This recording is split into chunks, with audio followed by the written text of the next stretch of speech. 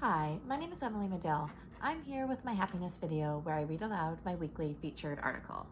This week's article is a brand new one that I've just written. It's called The Art of Gardening and the Magic of Living. Being in nature has a way of dissolving our worries, or at least providing us with a temporary reprieve from them. There is something about the beauty and peacefulness of the outdoors that lightens the stress load of pandemic living. Like many people, I'm filling my COVID-19 windfall of downtime with all things gardening. My garden practice is not only helping to ease stress, it's helping me remember why life is a gift meant to be enjoyed, even during these uncertain times. I come from a long line of gardeners. Growing up, my grandma and mom taught me the ins and outs of cultivating a vegetable garden. As a child, I grew my own side garden along with them, marveling as my seeds transformed into beautiful plants I could actually eat. Planting a vegetable garden each spring is a tradition I've continued into adulthood. I'm still excited and surprised when my tomato plants start producing or when my bean plants explode with a daily offering of deliciousness. But even though gardening has been a part of my life and lineage for some time, I've never approached it quite the way I have this year. Most years I plant my seeds and starters in the spring. I set up drip lines to ensure they get enough water. When I remember and have time, usually as an afterthought, I weed and harvest. Summertime is full speed for my family. The days and weeks are filled with travel and kids' competitive sports, but not this year. The restrictions imposed by a global pandemic have transformed the way we all approach daily living. Before the pandemic, my constant comings and goings made it challenging to savor my summer moments.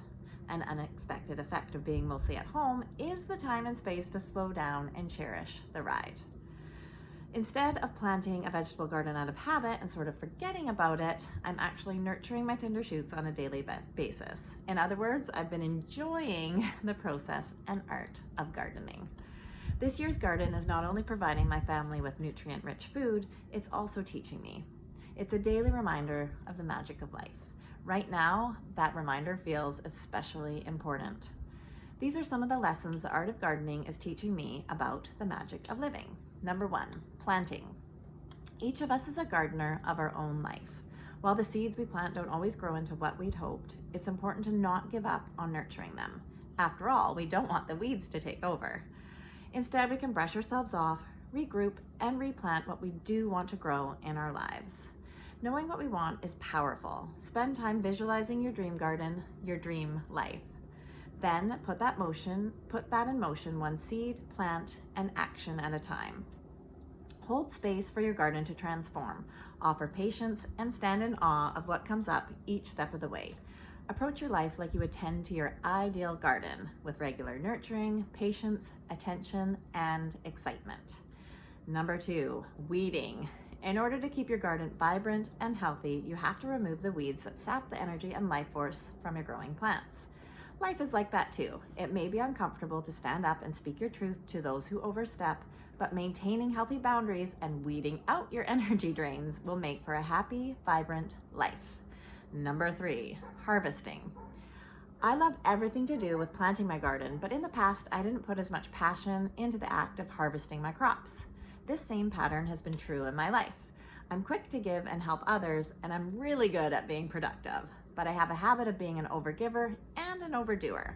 Harvesting my garden regularly has helped me see that receiving with an open heart is just as important as giving. Harvesting regularly has helped me enjoy the fruits of my labor both in the garden and in my daily life. That might mean asking my family to pitch in and help more with daily tasks, or it might mean celebrating small business wins as they come up instead of focusing on what still hasn't come to life. I'm learning that harvesting is about actually appreciating and accepting the fruits of one's labor. It feels good to reward yourself periodically instead of constantly pushing with a nose to the grindstone. And finally, number 4, harmony. There's a delicate ecosystem in a thriving garden. A happy garden needs nutrient-rich soil and just the right amount of water and sunshine. Then there are pollinators, among other important players and factors. Recently, my broccolini plants started to go to seed and transform into bright yellow flowers.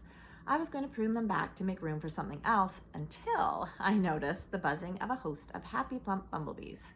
They were loving up these yellow flowers and doing their important work as pollinators. I had an aha moment about the importance of living in harmony within our communities. Bees are key players in a thriving garden. I decided it would be in the best interest of my garden and the bee population to leave the flowering broccoli and trim it back after the flowers had run their course. The bees prompted me to be mindful of how my actions affect the communities around me.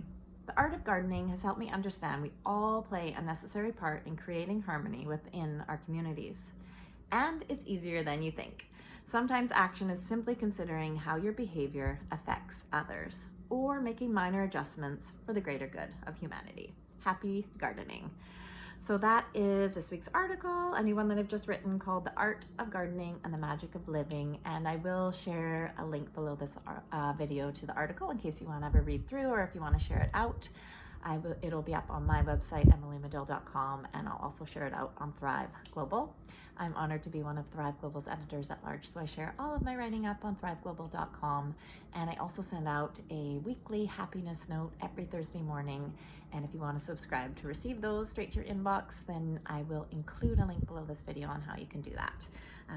So yeah, whatever you're doing and wherever you are, I hope that you are tending and nurturing your own garden of life and just giving yourself just ample space and patience for all the emotions and stuff that is coming up for you in your life. And just know that each day is the opportunity to reset, or each moment. And yeah, I think all you can do is just keep showing up and know that your actions do matter, and that it is important to just be really gentle with ourselves and gentle with each other during these uncertain times that we're in. So I hope this article was helpful, and I look forward to connecting again soon. Thank you very much. Have a great week.